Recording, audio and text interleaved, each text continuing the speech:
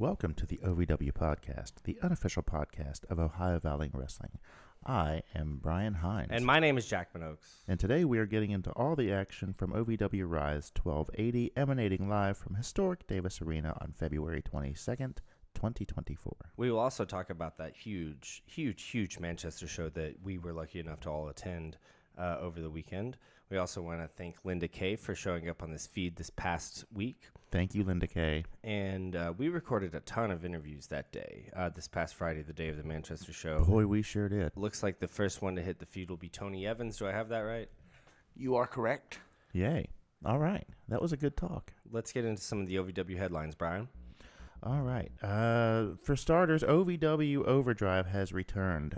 Tuesdays on YouTube and maybe TV. You'll have to call your local cable provider and find out if it will be on TV at your house if it is not on YouTube. We're talking about some real old school grassroots shit right there. Call your cable provider and ask for this program. Yeah, I felt very 20th century when I just said that, so I feel a little old because I remember the days when you actually had to do something like that. I want my OVW TV. Also looks like OVW will be partnering up with the Kentucky Derby during the 2024 run for the Roses. Okay, that is something new that I did not know until I sat down just now. Well, do we have more information about that? What does that entail? I knew it 10 minutes ago because I read my notes before today. Brian, can you? No, I literally just... Hold on. Where's that trophy? Where's the trophy? All right. You win it, Jackman. Fair enough. Fair enough. There it and is. This week's Horse's Ass of the Week goes to Jackman Ochs. Tyni, Brian, could you tell us some more about this? Or do you have some more information about this event? I literally, it says now on my cell phone. Brian Kennison just answered my question. I asked, are we doing like a match at Run for the Roses? How are you involved? And he was like, I can't say yet. So he's still being evasive. Jackman, you are more tied in with wrestling than me, and perhaps more with like the Derby than I am, being an Eastern Kentucky boy, and you being a worldly a man in a the worldly vein. Central Kentucky boy. Yeah. So maybe you can. Do you know what kind of involvement OVW's had with the Derby in previous years? I do not think they've had anything. If I could guess, here's what I would. Here's what I would do. Here's what I think they were doing. Okay, let's hear what you think, and then I'll give you what I think. And we'll just see where we end up on this. And then we'll see what actually happens, and I'll be very wrong, and you'll probably be closer to right. But we'll see. For me, there's this idea that I'm not necessarily like a huge proponent of, but it's given me a lot of my favorite things in the world. And this is the idea of sports entertainment, right? There's two things that exist as sports entertainment. It's professional wrestling. Okay. When it's presented as sports entertainment. And Sure. There's the Kentucky Derby. This is the preeminent event for everyone in their world who makes fun of Southerners for the rest of the 364 days of the year to come and act like they're a Southerner. It is like actually the definition of sports entertainment. None of these people know anything about what's going on. None of these people care about the races. They go and they get dressed up and they have a fun time and they take their pictures, and it's a social event. I think that if sports entertainment was ever executed, and it has been several times and might be even this year at WrestleMania 40, if it's ever executed to its highest level, it is about celebrity involvement and making it a social event, not a sporting event. That's what the Kentucky Derby is. It's a social event. I don't think it's stupid to invite all these people that are into social events into a sports entertainment event, because I think that both of them, I think they ride a lot of the same lines, to be honest with you. Okay. I think that in all honesty, is horse racing the Kentucky Derby? No. Is wrestling WrestleMania? No. Are they the two biggest events in those two respective worlds? Absolutely. Do they draw the biggest casual crowd in those two worlds? Absolutely. Why not try to marry some of that? Because a lot of the people that don't pay attention to horse racing show up to the Kentucky Derby.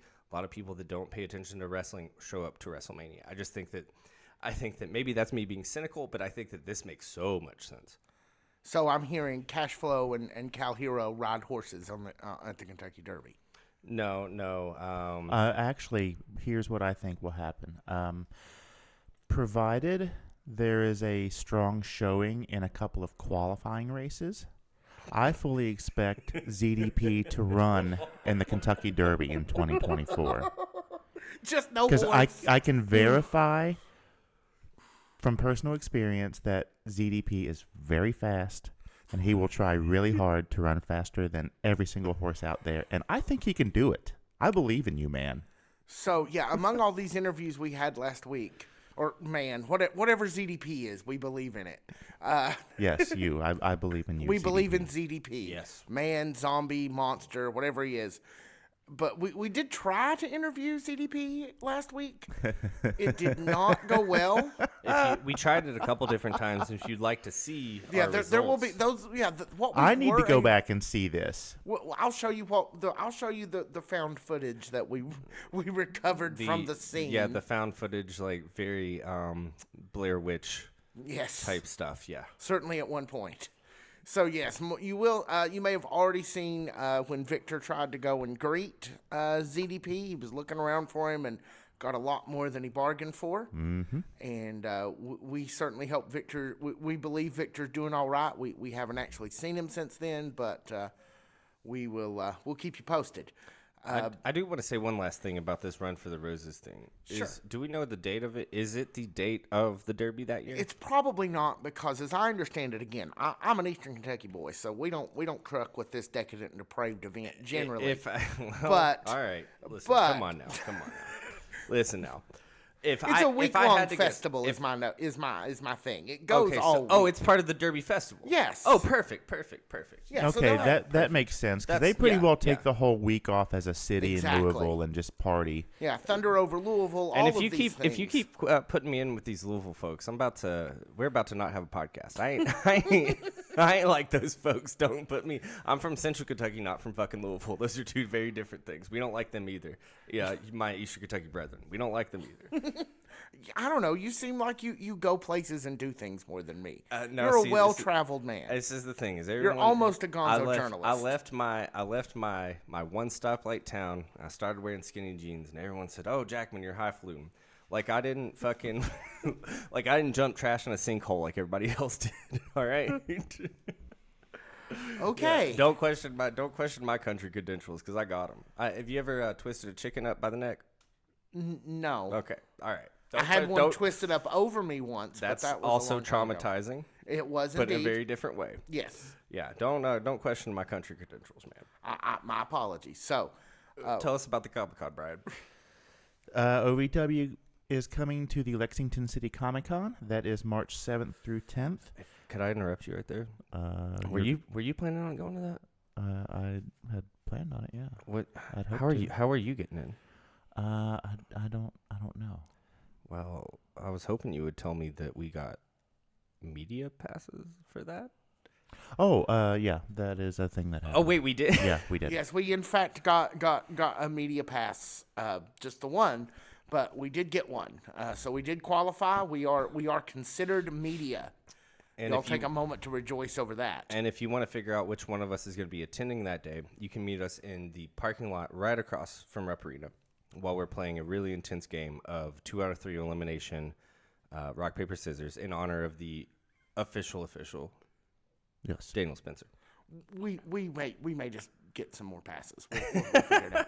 They will be there Friday through Sunday, as I understand it. And boy, they've got a shitload of wrestlers there this week. Well, in the coming weeks, I guess. At that event, they'll have a shitload of wrestlers. So They always do. what exactly are? I mean, they're not doing a show, are they? Not They're just going to be there en masse. Yeah, they're going to be there signing and selling merch, obviously, Oh, meeting cool. and greeting. It's basically that last 30 minutes of Davis Arena on a Thursday night. Just- Except for it lasts all weekend long. yes, except there's somebody dressed as Pokemon, as Pikachu right over there. Okay. Just dressed as Pokemon. That's how he's dressed. That is you've never sounded older, my friend. I am telling you. Yeah. You and your kids and your Pokemon. Do you know No, you how gotta that call works? him with an S. yeah. The your Pokemons. Pokemons, yeah. Yes. Like you go and buy the Pokemon's cards at the Walmarts. That's what I hear. Yeah, if Yeah. Mom, And then you watch little Pokemon's clips on the YouTubes. Mom, do you think if I went back and mowed next to the sinkhole we throw all the trash into, I can get a couple of Pokemon cards this week? That was my job. Oh, good times. Tell us about this Okay. tour over date. OVW tour update. They're going to be attending the Tailspin Fest in Louisville. Yes, they are going to be at the Tailspin Ale Fest, and that is this Saturday, March 2nd at Bowman Field, and that is sponsored by Dano's Seasoning. Yum, yum, get you some. Jokes and magic happen in threes, so I'll say it again for a third week here in a row. If you've never been to Tailspin, go. If you're a craft beer fan, go. If you're a wrestling fan, go. If you're an OVW fan and a craft beer fan, now you have no excuse. Tailspin Ale Fest is one of the all-time great craft beer events in America. It really is. Well, that sounds exciting and delicious. I've only been for free, so. I haven't been, and we'll see. Oh, that's our next year's media pass. It's the Tailspin Ale Fest. Oh, is that it? Yeah, we only get one a year. We won't be able to go to Comic-Con next year, but we'll be able to get really fucking drunk. All right. It looks like they'll be not only in Des Plaines, Iowa on May 31st. They'll be in Longport, Indiana on June 31st. And then, of course, at Davis Arena every single week on Thursdays and some weeks on Saturdays. Yes, on March 16th, OVW. I want to make sure that I read this properly so I don't say what I would ordinarily be inclined to say. March Mayhem. Mm-hmm. Not totally any, different event. Yes, Yeah. totally Please don't different. get us sued by the NCAA. No. Forget those people. Seriously. March Mayhem. We will not say the thing that we are not allowed to say without paying money. So it is March Mayhem, live on pay-per-view. And we have our tickets, and That's on March 16th? that is on March 16th. That is the day before St. Patrick's Day. That's going to be a busy weekend for me because there's a Spot Monkey show in Southern Ohio, about 5 minutes from my hometown, that I was going to try to make the night before. And if I remember right, I've got a tattoo appointment that Saturday at 2 o'clock that I may have to try and move. Where's the tattoo appointment? It is at Studio 413 in Mount Orab, Ohio. Okay. And actually, I won the This gift makes it certificate difficult. for that tattoo at the last Spot Monkey show that I sponsored. Well, this is what I was kind of thinking. Okay. We doing a twofer that weekend? Spot Monkeys in Davis Arena that weekend? We take the little portable mic. We go get some good content. We might be able to. I know to that March make is a that. little difficult for me, and I know you have other personal things going on. But like, we need to. If there's ever a twofer like that that's presented to us ever again, we need to capitalize on that. And Oh, I mean, there are I going always to want be a new plenty. tattoo, so I can join you at the tattoo studio. That's fine. They accept walk-ins. Last I heard, they were like the waiting list was like 3 or 4 months long. Oh, I got cash. We can find somebody. Or something. We'll see. I'll have your people reach out to my people. Yeah, if you could have Tyni Bryan reach out to me, I will have Tyni Bryan reach out to you, and then we will coordinate. Okay, and as a tip, we'll give each other $20. Yeah, sure. Okay. Yeah. Great. Sure. Guys, I'm your podcast producer, not your tattoo agent. Just No, you're just my regular agent. This is not about tattoos. This is I just see. about appearing, payment, that kind of thing. Sure. That kind of thing. okay. So we are, just as a side note here, we're not doing the pre-show any longer on this podcast feed, right? No. And Overdrive is now its own thing. So yes, we're not going to cover it here. right. And I just wanted to make sure that way, if you're used to us covering the pre-show inside of this feed, that will, within the coming weeks, once we figure out the best way to logistically do it, those shows will come in a smaller episode on your feed as well. Yes. So you won't Actually be missing thinking- out from us. Actually thinking Victor and I might try to cover the pre-show because we can kind of just pop down in the middle of the week and do it. Right. Yeah. And it's a 15, 20-minute thing. It's not exactly a huge amount of stuff. So, we may just try to cover that for Just don't ever forget, if you need to send Victor into his corner, it's right over there. Okay. that's Nobody puts Victor's- Victor in a corner. That's no. This is established OVW podcast lore. Okay. Victor can go into a corner. It's called Victor's corner. Okay. But before we go any further, I would like to take a second, and I don't know if you were aware of this, Jackman, but today is Probably kind of a not. special day in OVW because it is the birthday of the voice of As the we're Valley, recording this, Eric Cornish. As we are yesterday recording as this. it comes new in the feed. We Yes. record on a Monday night. Yes. So he's a good guy. Really good good guy. Really good No, guy. And seriously. I hope that Seriously. he has a really good Seriously, a birthday good guy. Can with we really good cake. can we also take this back just a second, because we do really want to on air here address, because it does sound condescending and juvenile to always say Eric Cornish, good guy. That joke really only came from, like, when we started this thing, you were like one of the only guys who talked to us and recognized us and liked us. That's true. Like, that joke, the dude, seriously, if you're listening or if you know him and you were relaying information, that joke really only came out of the fact that you are a good guy. You continue to be a good guy. And we sincerely mean that. We think that you are a great guy. And we now that really we've been doing this you. long enough, we know that there's some not good guys on the OVW roster. Big Zoe and Shane Mercer, can you tell me about that match, please? I wasn't. Happy birthday, Cornish. Yeah, happy birthday. I wasn't expecting to see this match right off the bat, but nevertheless, here we are. It is the next installment of who's going to kick more ass this evening. It is Big Zoe versus Shane Mercer. I guess they're doing a best of 7 series. Yes. And Brilliant. At first, I thought they were starting fresh, like we were going to see the next 7 episodes of them, but they've actually taken into account the previous 3. Right. So that's important to note, because it did confuse me at first.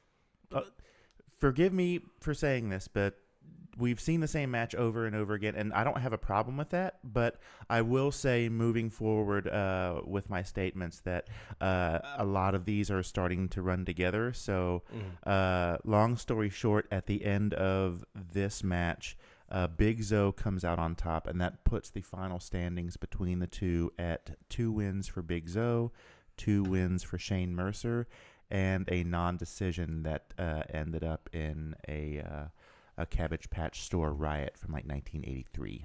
So that means we're at 5 matches. We have 2 left. Well, if they don't two count, and one? if they don't count the non-decision, wouldn't somebody need to win 2 more matches? Oh, no, I feel like... No, they count the non-decision. Yeah, I feel like that would... So it's still we the could first set out person to 5. 4. Yeah, if you see your notes, it starts out 1, 2, and 1. Like, they literally list the non-decision in their thirds. And I Well, didn't have yeah, that. I see that, but they still have to go to 4 to declare a winner, right? I guess. Well, they would have... It seems like the next winner would be the winner of the whole series. I don't know. I was not aware that there was math involved tonight, so I just didn't sign up for that, man. There I'm is sorry. a math portion of this wrestling and podcast. I will be passing. Here's the thing is, like, you're doing a best of 7 series. This is, like, actually the type of thing that all I need as a wrestling fan is a little bit of stakes. And, like, something like the best of 7 series, I will watch the same match week in and week out as long as I know, like, we're going to a finite point. I right? couldn't agree with you more. A nice sirloin or a T-bone, I'm right there with you, man. Medium rare. I think we got a sirloin and a pork chop here between Shane Mercer and Big Zoe. Who do you think takes home this best of 7 series? Because I have a feeling it's got to be next week. I don't think we're going to go all 7 weeks. That's a tough call, man. They're so evenly matched. Look at that. I'm going to go with Zoe. I think that I see both sides of it. I'll give you my argument for both sides of it. Okay. Shane Mercer, everybody love him. Nobody's going to complain. Everybody going to still love him. Big Zoe steals one from Shane Mercer. He can take the heat. People are going to still love Shane Mercer. I kind of like Big Zoe winning the series. Myself. Well, we shall see, I'm sure, another installment this Thursday from Historic Davis Arena. It'll be the last one or the next last one. I guess we'll find out within 20, 25 minutes time. So we don't feel like this is a thing that's going to Mayhem? Well, I'm sure it probably is. I mean, Mayhem's 2 weeks away from... They're in a perfect 2.5 spot. weeks away from this Thursday. They're in a perfect spot to put it at Mayhem. But, like, honestly, I kind of like when best ofs don't go to the full extent. They don't do that in real sports. Well, they do it in most sports now. But in sports entertainment, it goes a little bit different, and I can almost exactly bet that it's going to culminate at the March pay-per-view event that I won't try to remember off the top of my head because of legal reasons and money. And even if one of them wins this upcoming match, there's still a couple more matches left in it. We know the way OVW likes to tell stories. It's stipulations. It's crazy stuff.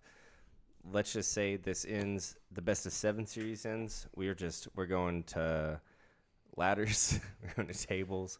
We're getting, what's it called? The cow strap.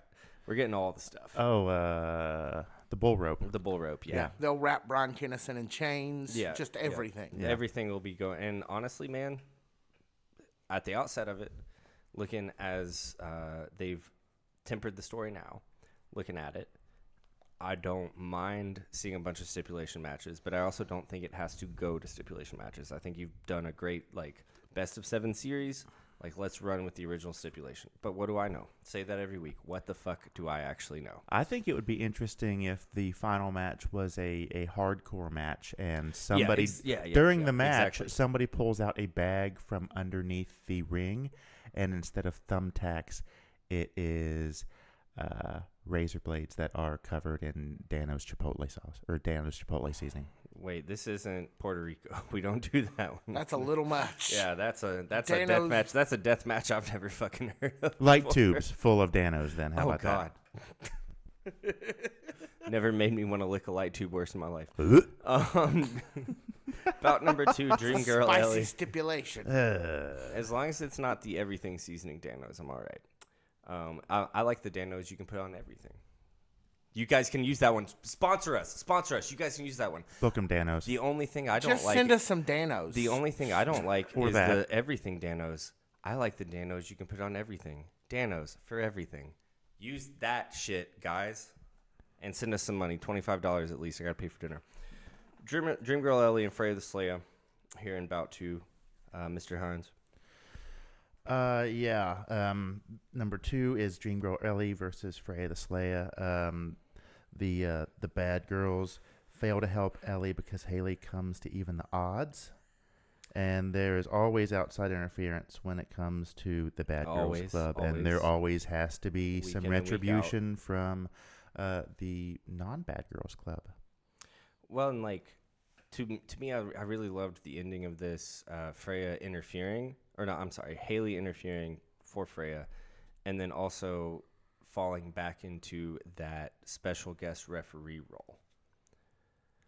So, really? How do you see that? Because she's the one that raised the hands. So not only is she kind of interfered, and that's what she does. And to be honest, there's not ever going to be anything you're going to do at this current point to stop the Haley train. OVW faithful are super into Haley, as they should be. She's a great star. She's a great baby for what they do for her here in OVW.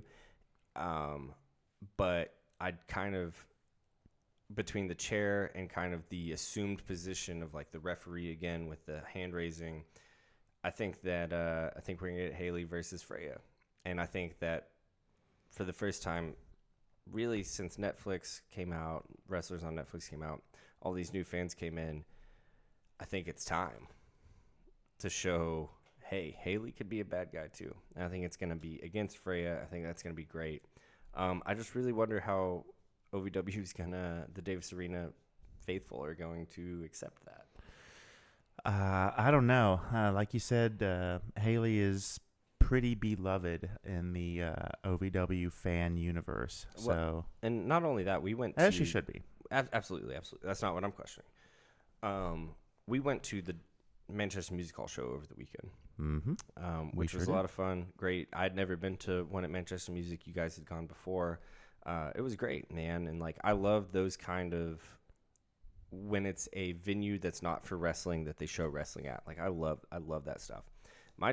Two of my biggest takeaways, had a lot of them throughout the night, were on the women's side of the division. Freya and Haley are the most loved amongst the casual fans, because these aren't the same fans that go to Davis Arena every week. Right. So these are people that live in Lexington. These are people that live closer to Lexington than they do Louisville. These are new fans. A lot of them are. They knew to boo the bad guys. They knew to cheer the good guys. So at this point, they're both cheering Haley. They're both cheering Freya. Those are two of the people that we love the most from the Netflix series. And then it kind of looks like to me that we're going to set them into a feud together. I just kind of wonder how some of these new people to OVW are going to react to Freya and Haley not liking each other.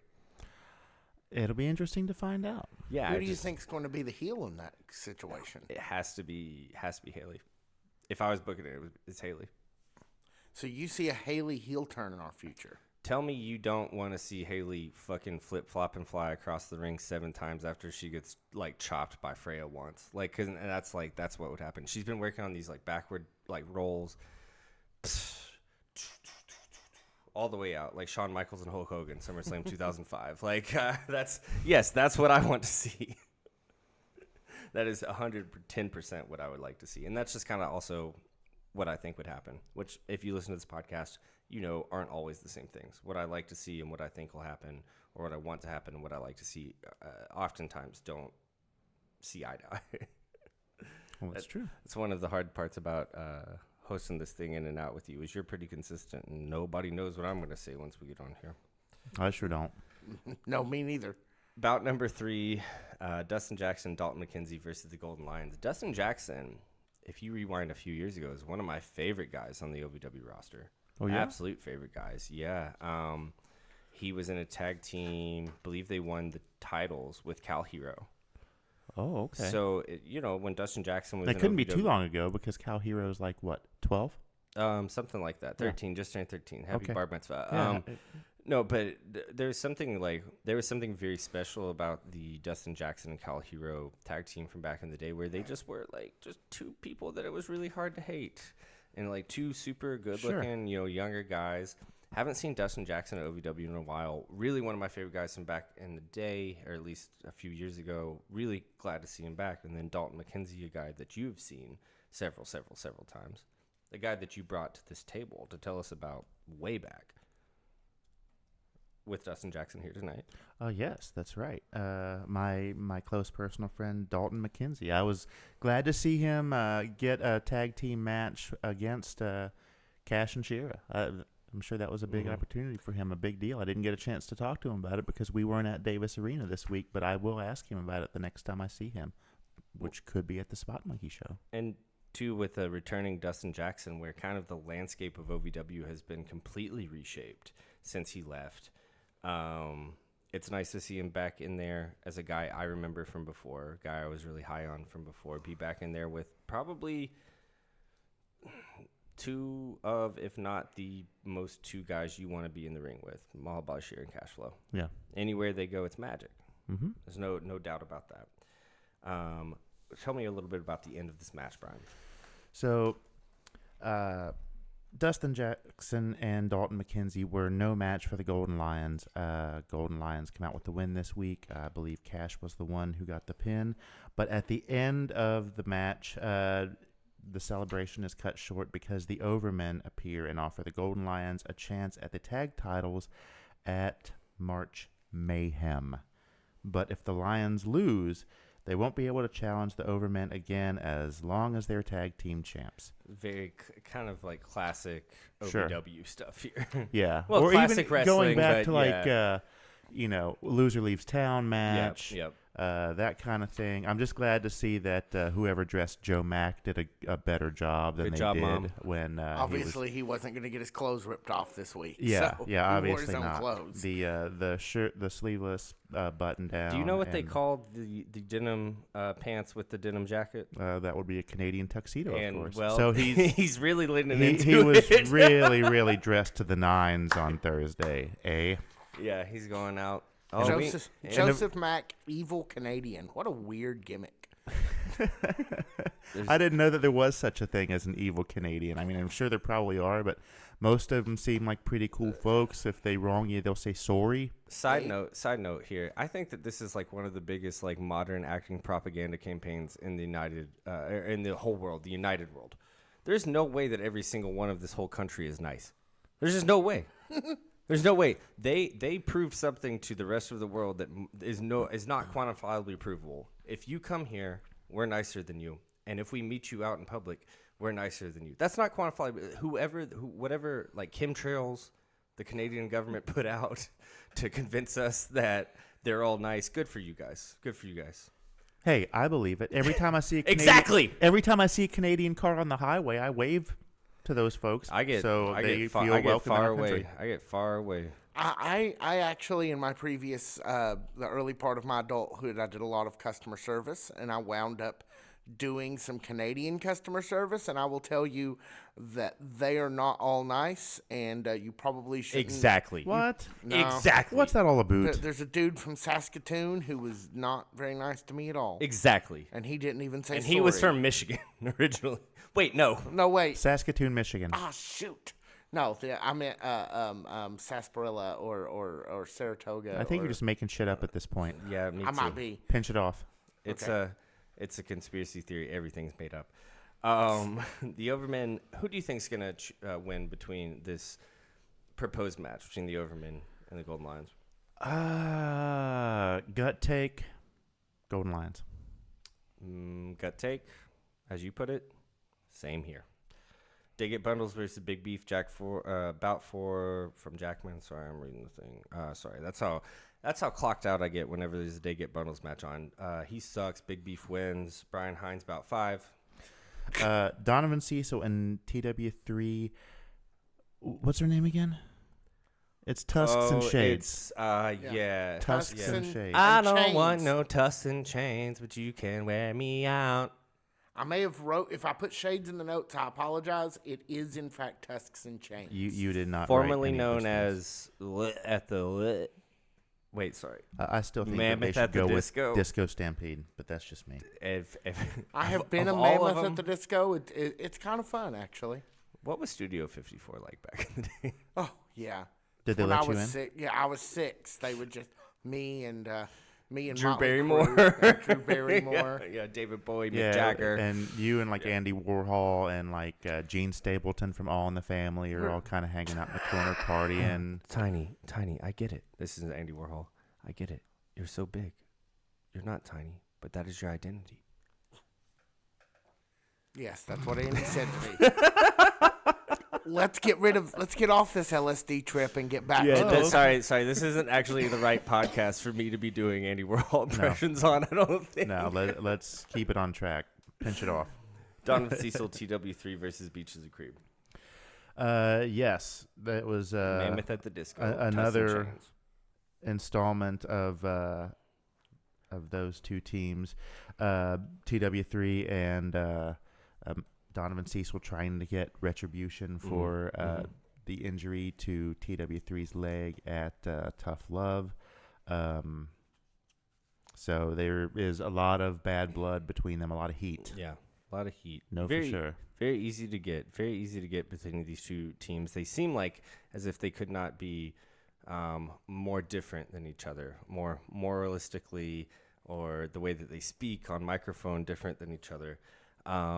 I'm very much looking forward to this, though, this whole thing. I really want TW3 to get back into fighting shape, even though, to be honest, he's hobbling around. Does he not look like he's not in fighting shape? He's better on one leg than most people are on two. Yeah. Absolutely.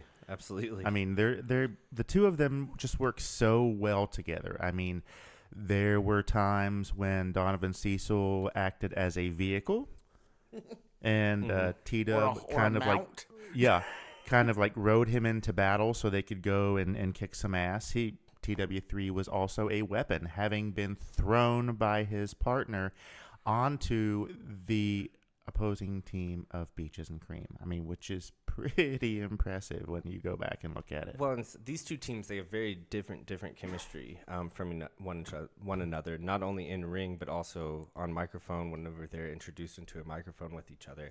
They're just two very different teams. It's a team versus two really wholesome guys who are willing to do the right thing no matter what, versus a team of guys who,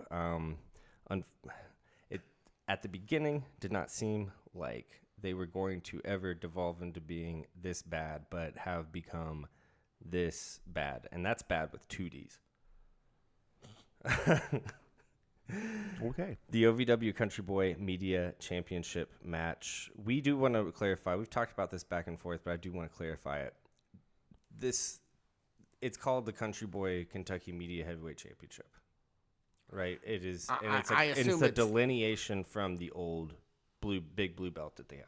Yes, the big blue belt, the OVW Country Boy Kentucky Heavyweight Championship is gone.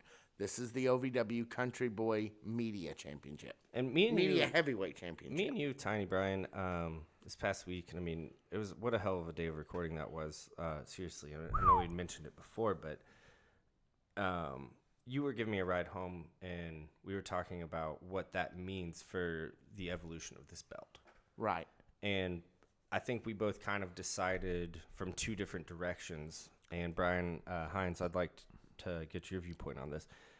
Do you think that that is just a way to expand that belt past the state of Kentucky now that they're going out of state at live shows, they're on Netflix, they're one of the largest, believe it or not, and this is serious, they are seen in more homes than a lot of other international wrestling is seen internationally.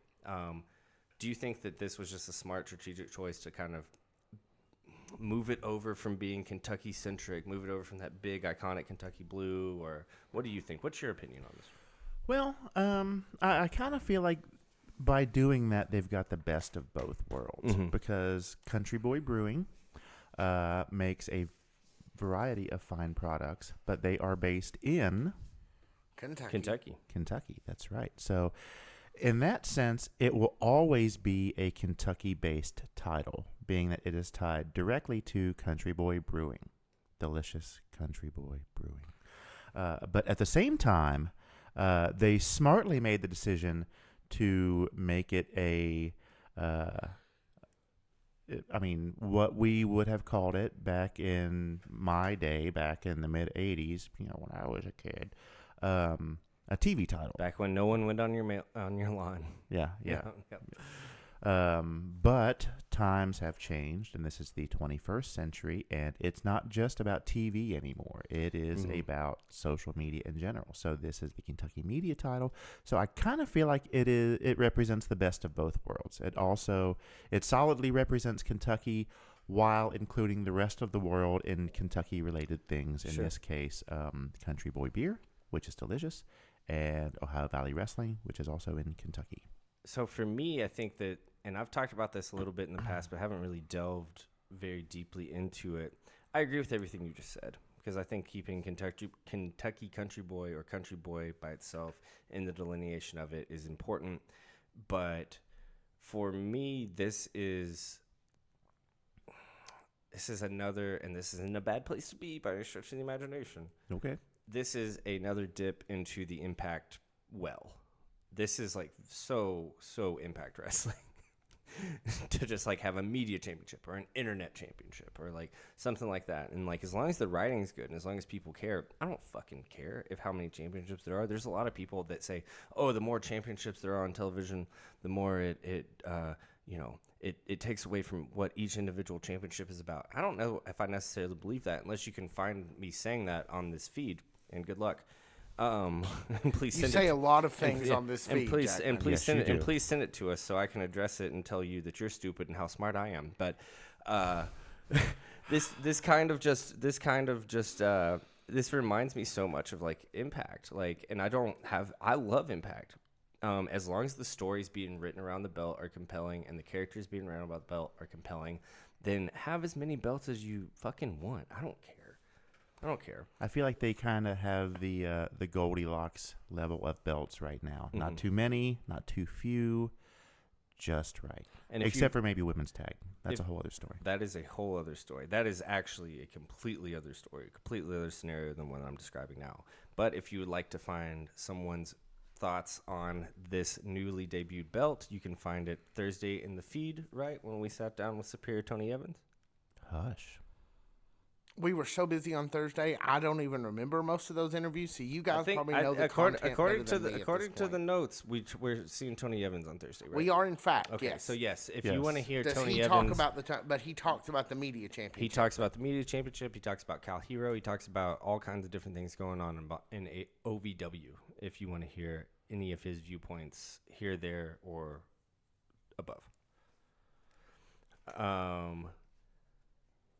Let's talk about the ending of this match a little bit, Brian.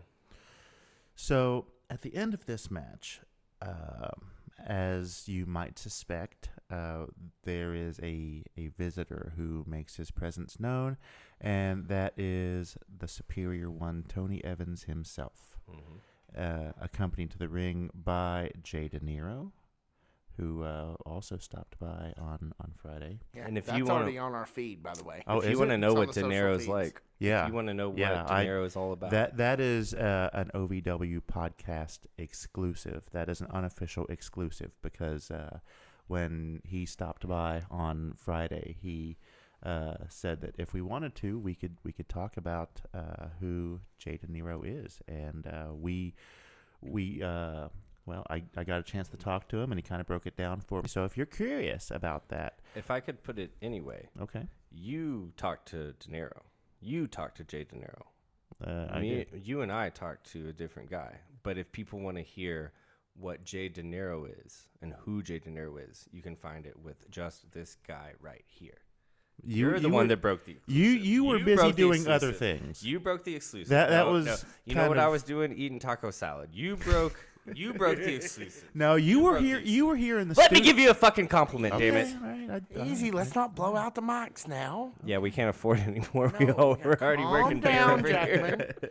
Deep breaths. No, Try to seriously, move Brian. through the Listen, rest I of know the you're program. excited. I'm excited too. It was a fun day. It was a very exciting day in the history of our podcast. We had a lot of people come by.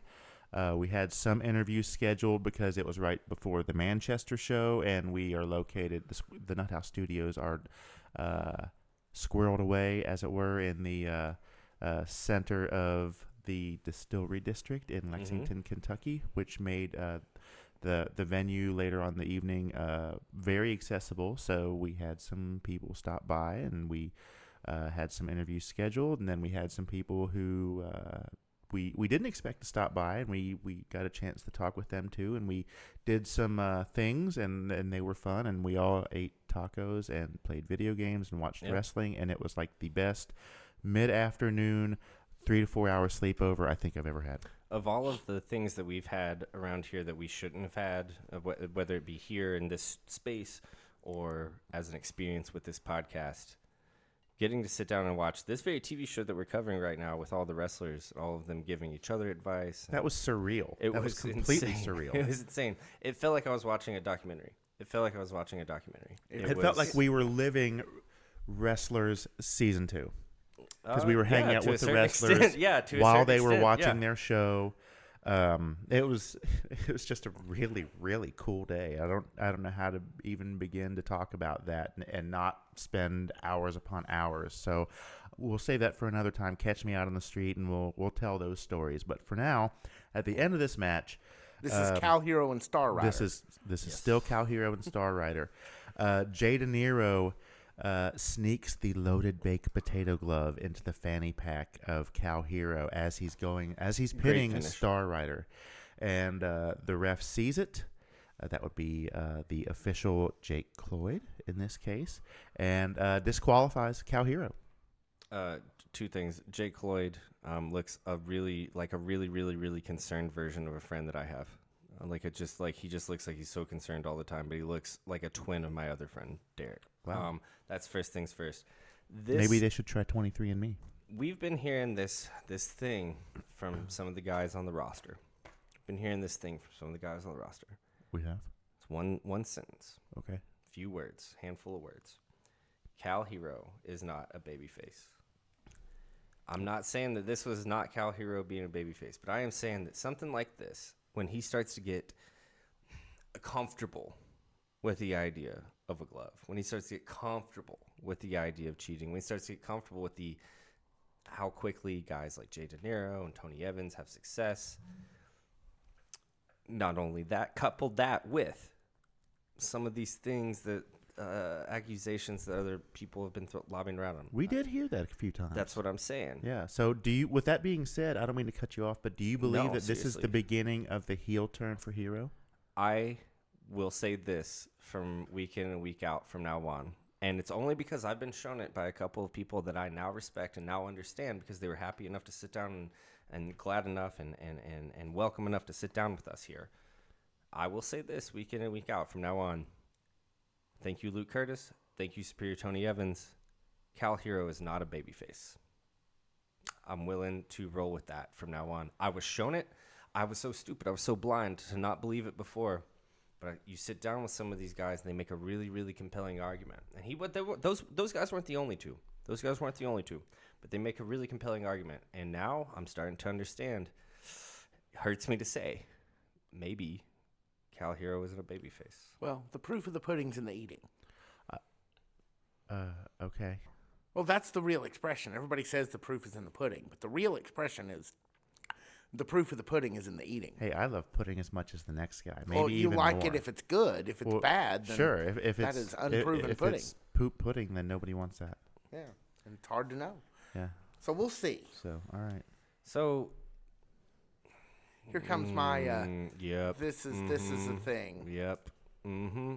Oh yeah. I Bryant. just discovered the notes. Yep. Tiny Brian. Since this is the thing for you, why don't you walk us through this? Because we're gonna tread lightly here. This feels weird. We're gonna tread I real. shouldn't have a segment I lead. You know it's real bad when Jackman is the one that says we're gonna tread lightly here. So, this is the segment. Actually, where... no. Fuck it. It fucking sucked. This thing was fucking awful. Okay, let's try to stay PG-13. This Carson Drake segment. I mean, I got nothing against Carson Drake. Oh, by the way, happy belated birthday to the most punchable face in OVW. Ryan? Drake.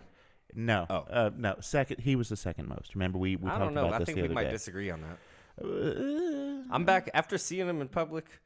And seeing how good looking he is compared to me. Okay, right here. he is a very handsome young he's man. way I'll too- give you yeah, that. I don't But like it. I don't like how good looking does he he is. have the most punchable face in OVW? You mentioned Carson Drake, and now I'm kind of leaning towards that. But either way, happy late I could birthday take Carson before I could to take It's Orion. Me, Carson Drake. Oh, wait, though. But this Carson Drake segment, I mean, if this were an episode of Man. Sesame Street, this Man. segment would be brought to you by the letter T for Turd in a Punch Bowl. Okay, so I actually was thinking about this a lot. And I'm sorry, dude. This went on like way too long. It did. No, it absolutely did. And I'm not going to sit here and tell you that it didn't, because I know, and you know, and Tyni Brian knows, and Malachi P.S. Woodard knows, and a bunch of other people know that this thing went on for way too long. This is what I would describe this as is like one of my favorite movies of all time is called The Room, right? And it's like this. Oh no! It's like this idiot savant movie. Like outsider cinema, and like I will go. There's a lot of people who think that this movie is like so good because it's bad. I actually am the opposite. I'm like, no, this is like a great movie that you guys don't understand. The director and writer of that, star of that, started a movie called, or he wrote a television series, 32 episodes of a television series called The Neighbors. Within 7 minutes of The Neighbors, everything that I thought I liked about Tommy Wiseau and The Room had been completely extinguished, even though it was just exactly the same things I liked about the movie. Does that make sense? I like Carson Drake. I like Ryan Von Rocket. But when I'm shown it in long form, I cease to like it anymore. Well, I mean, and incidentally, folks, for those of you on audio, Brian did just hold up a sign that said, "Help me" in the middle of that room discussion. Well, and here's the thing, Brian. You haven't watched The Room, and when you do, you'll understand how beautiful it is. But when you get off on a tangent, I'm like, where are we going with this, fam? I'm not entirely sure. Hold on. I got something for you, fam. If you need a structured settlement and you need cash now, call J.G. Wentworth. 877 cash now. So every time if I need to go off on a tangent, just roll with me every once in a while. Roll with me. Come on. All right. Roll with That's me. a joke that will make sense in a few weeks. Yeah, that is us telling the punchline before you hear the joke. So No, that's called a radio tease. That's what they call that. I don't know what you just said, little kid, but I believe you. Anyway, we've almost gone on and long about this thing. How Thank much you we very don't like much. it. Thank you very much to Ryan Von Rocket to putting an end to this, even if it was taking a baby powder guitar to the head. Two things on the way out. This thing went, well, a few things. This thing went way too long. Didn't serve anybody. I love Alexander. You asked me last week on this why I thought this was a bad thing. This is why. Because I knew that she was going to be taking moves that looked like shit from Crystal and Katie when she's really, really good. And the last time I saw her on TV for any length of time was when she was a valet against the other guy in the feud. So for me, it just doesn't, I like seeing her on TV more. I want her to get every opportunity she possibly can. For me, as a fan of hers, this doesn't serve her either. To be fair, I don't think this bit served anybody really. No. I think It served Carson Drake. Yeah, I was gonna say. All right. And you know what it's But called? then did it, you know what though? it's called when you serve yourself? Masturbation. About 7, Brian Hines. I'm going to grab a Kleenex. This was Hollywood Haley J versus Hema. Yeah. And one of my favorite wrestlers, new favorite wrestlers on the entire roster. let me scroll past the Carson Drake debacle. Yeah. Still It's still going on. scrolling, We have this on still- 2.5 time, and it's still going on. Yes, this Oh is my on gosh. 1.5 speed, and it is still going on. It is like War and Peace of wrestling. No, skits. I actually like Dostoevsky. Well, I didn't like anything that was going on in that fucking yeah, thing. this was a whole separate gig altogether. Yeah. Welcome to the only wrestling podcast that references Russian literature. Yeah. You guys, I bet welcome. it- The I rest bet of we're them- not. The rest of them don't Stoyevsky. yeah. Boom. Oh. God, I wish I'd have written that joke. go with the thing. I'm just going to sit here and bask in the glory. Oh, You that pick it was up so whenever you good. want. That But was so good. yeah, That there was you so go. good. Not bad for off the cuff, kids? So Hollywood Haley J and Hema. Jesus. So, I've you know, lost my host. we'll go ahead and get through bout 7, and we'll check off that off the list. I just can't help but feel that here that Hema was the idiot compared to Hollywood Haley J. Oh, Oh, you were harsh. yeah. You went no. Well, you didn't think we could do more than one Russian Dostoevsky book. See, I did another one. I did. Oh, okay. I see what we're yeah. doing. Oh no. Okay. No. I know. I'm That was I know another more than Russian one. literature Yep, yep. reference. Oh no. I can Yeah. feel us losing listeners. So now we are the only wrestling podcast that can do 2 Russian literature references. In We'll one see if episode. we'll be the only one that keeps their listeners after doing it. So anyway, Listen, wait, keep going. I got to think of another Russian literature book. I ran out of the 2 I knew. this will be the second time we see Hollywood Haley J this evening. This will be the first time we saw Hema tonight, correct? Yeah. She wasn't out there with the Bad Girls Club? Mm-mm. Okay. was she behind the scenes when they were talking to her early on? I think she was with the. I think group she might have been, but this would be the first time she actually Came made out. a physical appearance Mhm. during the show and not just a video clip. These do seem like 2 halves of the of a whole here. The earlier match, the earlier women's match, and this one. Well, sure. Yeah. Yes, that reminds me of one of my favorite Russian literature books. Malachi, edit this in when we figure one out that matches that. Thank you. Appreciate that, Malachi. Okay. EC3 and Shannon the Dude come to the ring to brag about EC3 beating Luke Curtis here. Wait. Hold on. You want to go back? You want to? Let's go back I and promise. finish this I'm last. out of Dostoevsky references. Okay. All right. Okay. We'll go back and we'll do this match and we'll check Only off have 2. check off the list, as it were. He tried that earlier and it went past me too. That was Yeah, excellent. and so we'll circle back around. You know, sometimes you got to drive around the block until you find a parking space, kids. That's how that works. Bad Girls and Freya fight outside the ring, and Hema has a chair, and she tries to use it on Haley, but Haley turned it against her. So that's where we are, the ongoing battle between the Bad Girls Club and the Hollywood Haley J and Freya. So there, you tell us about the EC3 and Skechers and all that. So one of them is really, really, really poor, and the other one's really, really, really rich. Are there potatoes involved? There's a lot of class struggle Okay, going on. I thought so. Okay, we are not a And- Russian literature podcast. That's what this is wrestling this time. This is wrestling this time. Oh, hey, I'm sorry. Hey, get it Yeah. right. Yeah. No, this is wrestling this time. I mean it. Okay, I'm sorry. EC3 and Shannon the Dude come to the ring. I'm sorry. I tried to keep a straight face. Malachi, cut this. Malachi, cut this. I know I say it all the time as a joke. Mark it down. Malachi. There you go. Cut it. EC3 and Shannon the Dude come to the ring to brag about how he beat Luke Curtis. Yeah. The struggle of EC3 and Shannon the Dude, the struggle of EC3 with Shannon the Dude versus Luke Curtis really is a struggle about class warfare becoming a good person after you feel like you've been such a bad person for a long time. Can you please tell us a little bit about this Russian literature piece that's going down in OVW? See, I thought the underlying theme here was about being able to use a microphone to successfully cut a promo that everybody will be able to hear because you're speaking loud enough and you're not mumbling in your bedroom into a hairbrush. I like where your head's at, because not only is this about not mumbling while you're doing a pre-recorded speech thing, this is about how you do a pre-recorded video segment in OVW. The Luke Curtis, his video segment here, it looked perfect. Yes, that was a stark contrast to the EC3 promos. Oh my gosh. I mean, Luke looks like $1 million. He's, out enjoying nice weather, enunciating clearly. Very well lit. Very well lit. Horizontal orientation. Using the whole screen. Yeah. If this was an iPhone, it was definitely one of the new ones.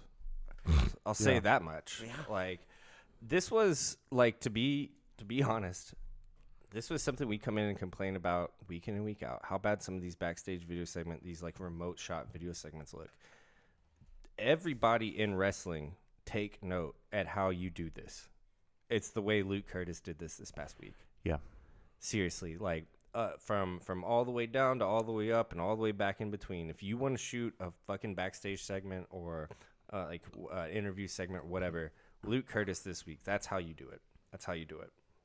Yeah. So that video package was very certified. Absolutely. 10 out of 10, 11 out of 10 certified, actually. Yeah. This video goes to 11. And 20 out of 10 baddie as well. I'm being willing to say that as well. Yeah. And also shout out to my friends who only referred to Luke Curtis as daddy. Main event of Rise here. The main event was Human Thumb, Adam Revolver. That guy. Versus Shotgun Tony Gunn. Oh, that guy. Yeah, that guy. That's right. Tony Gunn never appears. Adam calls him out, but the Golden Liars appear and attack him at the end of the show. It was kind of an odd segment.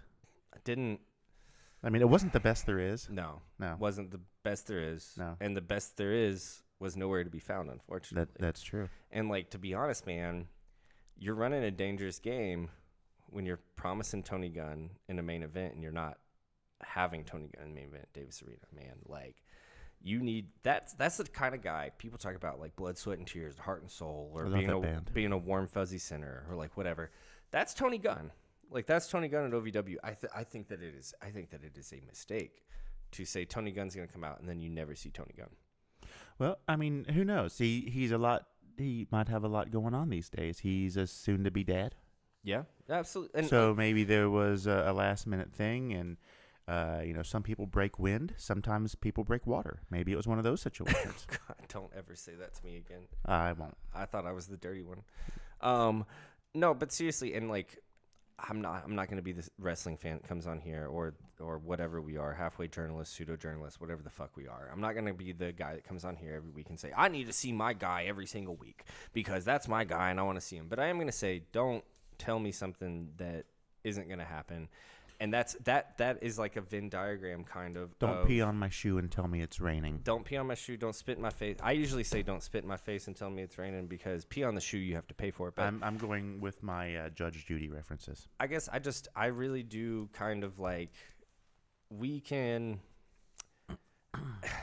if Tony Gunn's going to show up or he's not, just let us know.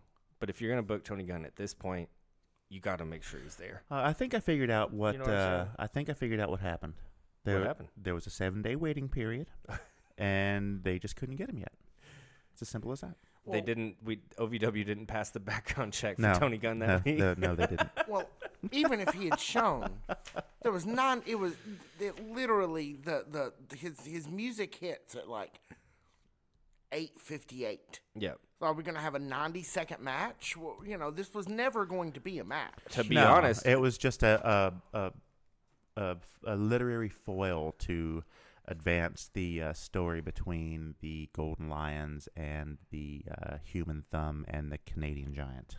Do you want me to be honest, though, as a separate question? I don't seem to be able to stop you. OVW needs way more 90-second matches, to be honest with you. Yeah, no. Like, should we have one as the main event? No, to answer your question.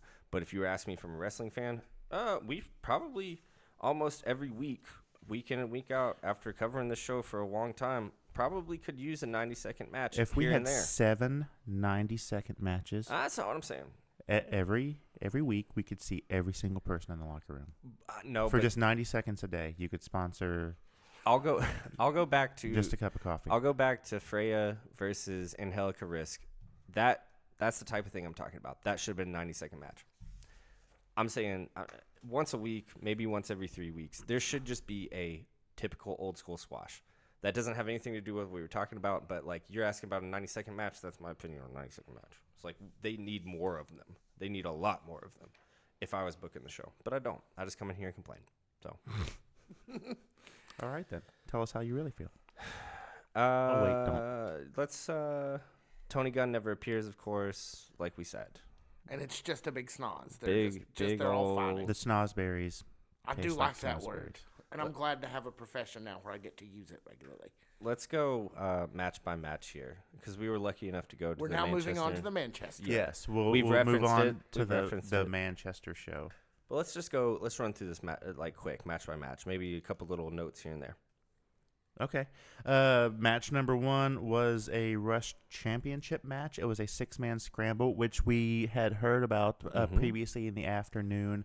It came up with our talk with Sultan of Air, Orion. Mr. Orion. Sultan of the Sky. I'm going by the Japanese translation. I bought this at Tough Love, and I used Google Translate to see what the Japanese text meant, and I believe it says the Sultan of Air. So in Japanese, that's what it is. So konnichiwa.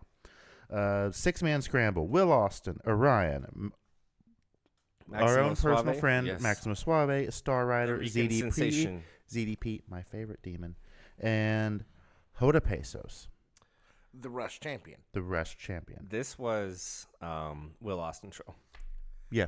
I got the chance to talk to Will after this, and I don't want to bring back too much of the curtain or show too much of the sausage, but talking to Will that night, it was very clear to Will that he knew he killed it.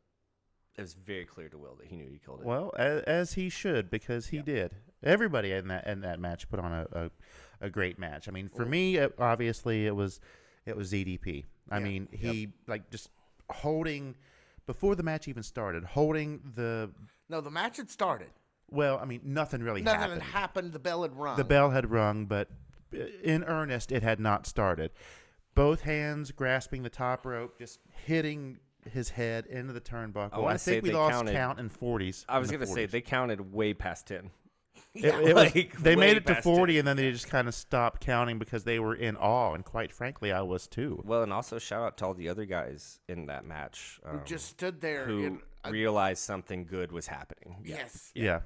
Seriously, shout out to those guys for all being really well-seasoned professionals and realizing, hey, let's let this thing cook a little bit. He had the spotlight on full blast, and he did not disappoint. I think as always, one of my favorite parts of a ZDP match is going after Eric Cornish, who, if you didn't know already, is a good guy. And just had a birthday. And just had a birthday. If you're just tuning in with us on this podcast, Eric Cornish is a good guy and just had a birthday. What was I going to say about that? That they chased it. In case you're wondering, in my head, every time I see ZDP chase Eric Cornish around the ring, I hear Boots Randolph yakety sax in my head from the old Benny Hill days. We can't afford it, so go look it up. No, we can't afford it, but go look it up. That's not public domain yet? It might be, but I'm not going to risk it. It's at least so close that it is. This was the type of match, too, man. These guys, this is... At a show like the Manchester, you're going to have a lot of people who are new to the product, new to the wrestlers, have never been to a wrestling show before, period. And that's that's the truth of the matter of those kind of shows. That's a fine thing. That's a good... Because that's just a fun thing to do on a Friday night. That's a good thing. Oh, yeah, it was. Is to get more people in, spend the money, let's get a paycheck, da-da-da-da-da. If you are a kind of casual viewer of OVW or casual viewer of wrestling, you start off with this match, period. That's smart. Smart. Hoda Yeah. Pesos manages to retain. Congratulations, champ. 6-woman tag. Bad Girls, Tiffany and Hima versus Freya and The newly coined team of America's Sweethearts, and that was Sophia Rose and Lady Bird. Lady Bird. Yeah. Who really are starting to gel as a team. Yeah. They're really, I mean, They give coming me into hope. their own. They give me hope that we're on the way to a women's tag belt. Yes. Dude, I said it on here. I second that. When they first started coming out, and they were the only newly minted team who was not playing catch up. Basically, they were, I think, from the fans' viewer point, clearly given the direction. You guys are a tag team. You guys aren't singles people who are coming together to tag. You guys are a tag team, and those are two different things.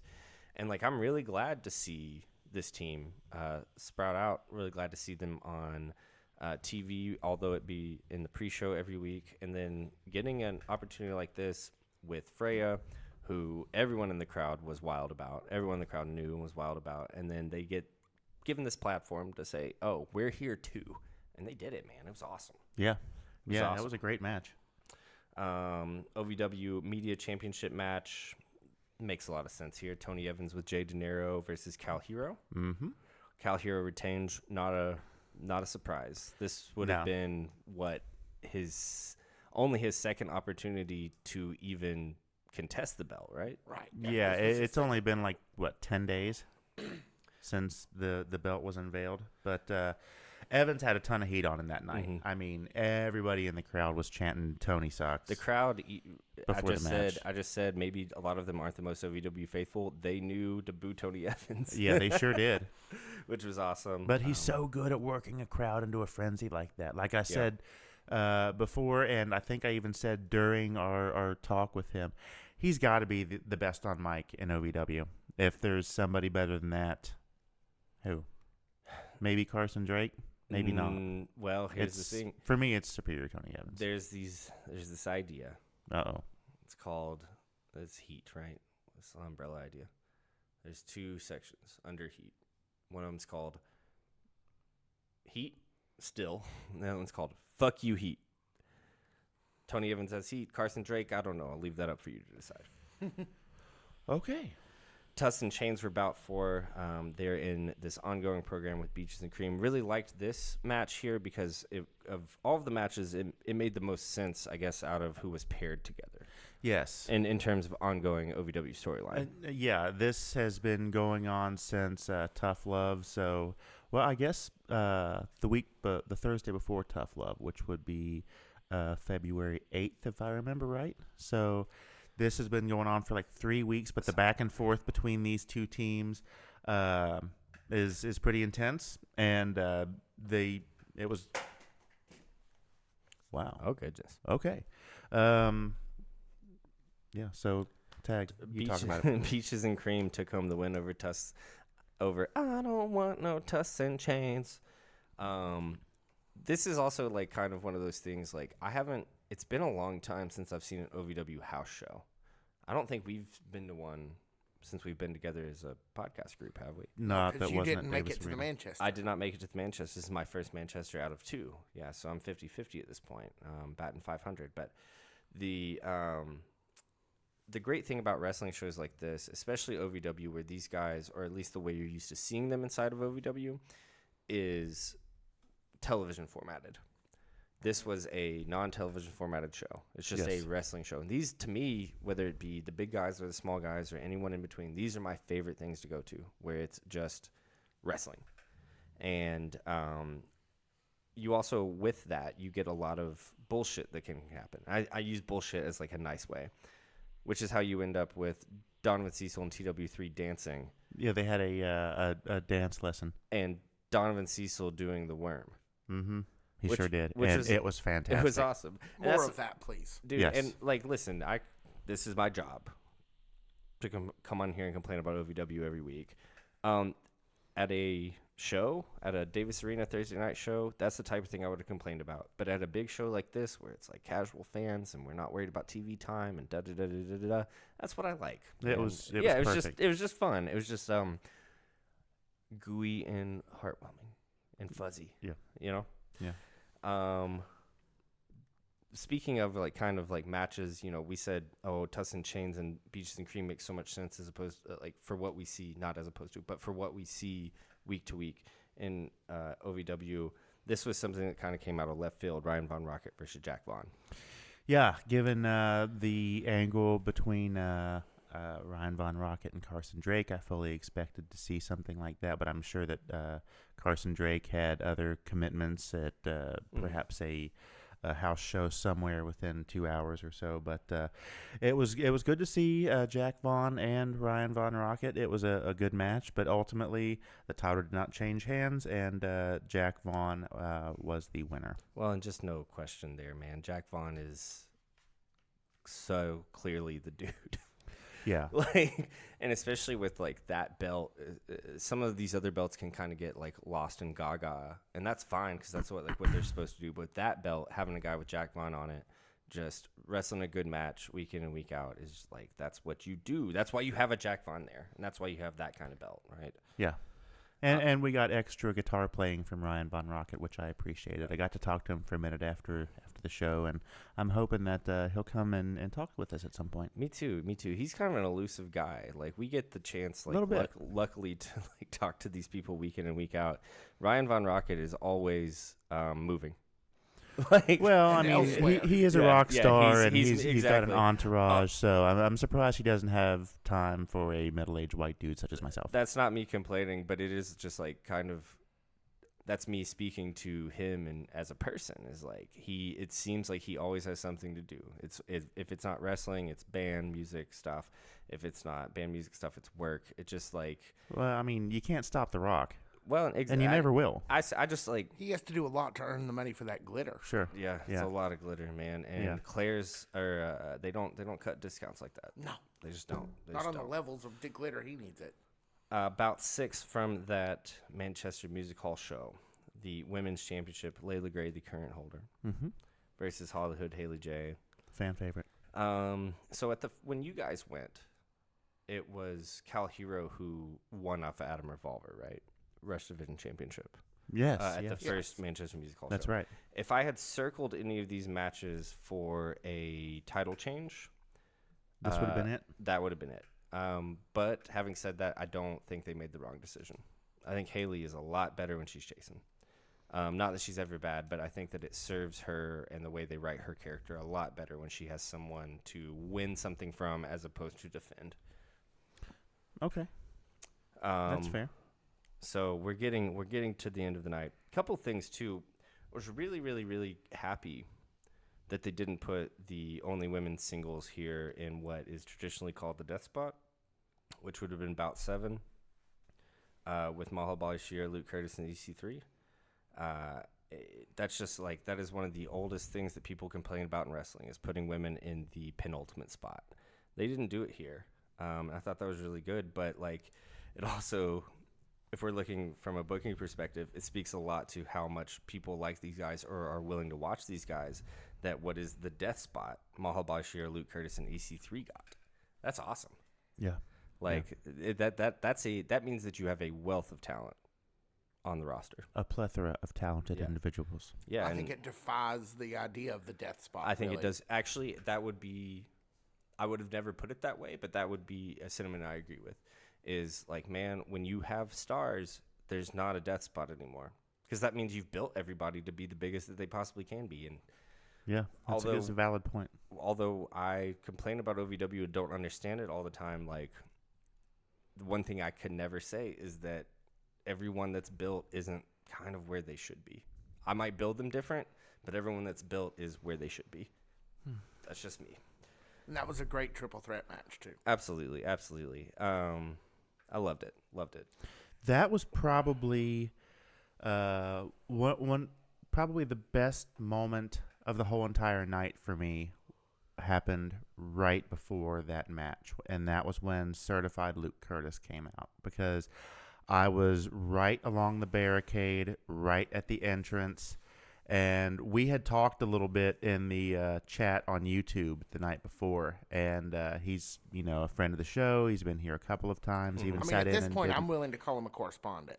Okay, yeah. Yeah, give that man a title. Certified correspondent. Yeah. But I don't hate it. the moment of the night for me was when he comes out and he looks like $1 million. Always. With the robe and the sequins and all that, and he does his pose, and then he just kind of like turns his head ever so slightly and looks at me out of the corner of his eye and just gets this grin on his face like, you're about to see something Stuff. Yeah, and sure enough we did. So I thoroughly enjoyed that and appreciate that one little moment, because just getting a look like that before they go and have a match like that was just something really, really special for me. So I would like to say that I appreciate that. Thank you very much. I also like to talk about, like, I have these new friends that they go to wrestling all the time, and it's like fun to see it through their eyes. And like I like to touch in with them every once in a while. The only daddy, I guess this is a 3-person match of the people they call daddy, 2 young ladies. The only person in this match that they don't call daddy is the one that won EC3. They love Luke Curtis. They love Mahal Bashir. How could you not? Really? Sure. Mixed tag match here at the end. Thought it was a little weird to set this here at the end, but thought it was really smart to keep Cash Flow off of the ring until the very end. And it was a local heat thing, because everybody hates Shannon the Dude. No. So here's the thing, man. Here's the thing about these Lexington shows and about these like casual viewer shows that come in OVW. And I'm not complaining about new people coming to spend money at OVW. That's the last thing I'm complaining about. I've seen this time and time and time again in my OVW experiences. No one expects to hate Shannon. Just like no one expects the Spanish Inquisition. Everybody, a lot of the people here, I'm not going to say everybody here, but I will say that there was a large majority of people here who thought when Shannon was going to come out, they were supposed to clap for him. And they got shown very quickly, you're not supposed to clap for this little douchebag. No, not at all. No, I was sitting there every time Eric mentioned Shannon, and he did bring him up several times over the course of the evening. Yeah, well, there was no love for Shannon. A lot of people there are only there to see Shannon. Like, there's a lot of KSR people here for this sort of a show. And that's what I mean is, like, they're not used to disliking Shannon. If you don't listen to KSR, Shannon's the only guy that people always like. It's everyone else that everyone hates. In this universe, it is the opposite. But it is the complete opposite. And I think that, honestly, man, I like Shannon a lot. I've liked him for a long time. Met him a handful of times. He's always been the nicest guy in the world to me. But it is so funny, man. He has this fucking jeer, this smile that is just makes you sick to your stomach. He has a look that he does not get at KSR. He only and there's a little bit of a wiggle to his head when he does it. Oh, he's disgusting. He actually makes me sick to my stomach. Yeah. And Shannon, keep that in mind, buddy. Keep that in mind. So nice work. You couldn't do what I do, buddy. I do it every week. You do it. You might do 10 hours a day of it, whatever. I do 2 hours a day. That's more than your 10 hours a week, buddy. Just keep that one in mind. See you at that radio championship, baby. Take us away, Brian. The OVW. No. Wait. What? What? Linda Kane Cashflow win the match. Take us away, Brian. The OVW Podcast, the 10th Carney Award-nominated unofficial podcast of Ohio Valley Wrestling, is produced by Blacklight Moon Productions at Nuthouse Studios in Lexington, Kentucky. The OVW Podcast broadcast team is Jackman, Ochs, and myself, Brian Hines. Our studio engineer and editor is Malachi P.S. Woodard. P.S. Executive producer is Tyni Brian K. Woodard. Senior producer for the BLMP is Victor Anderson. After watching wrestlers on Netflix, visit ovwpodcast.com/podcasters to find all episodes of our unofficial Wrestlers After Show. Be sure to subscribe wherever you get your podcasts. Rate us 5 stars and give us a review. Please and thank you. You can also follow us at OVW Podcast on Instagram, Facebook, X, TikTok, and all the way to Davis Arena, baby. Wherever you go, there you are. Leo Toskoy. Was that Pig Latin or some shit? No, He said Leo Tolstoy. Oh. More Russian literature. I am going to have to actually instigate a ban on Russian literature on this podcast. Nah, that's the type of thing that like one. Full circle. That's the type of thing that one person's gonna hear and be like, "Oh, these guys aren't fucking stupid." They'll be like, They're "They at least dumb. know They're dumb as hell." Yeah. There's a difference.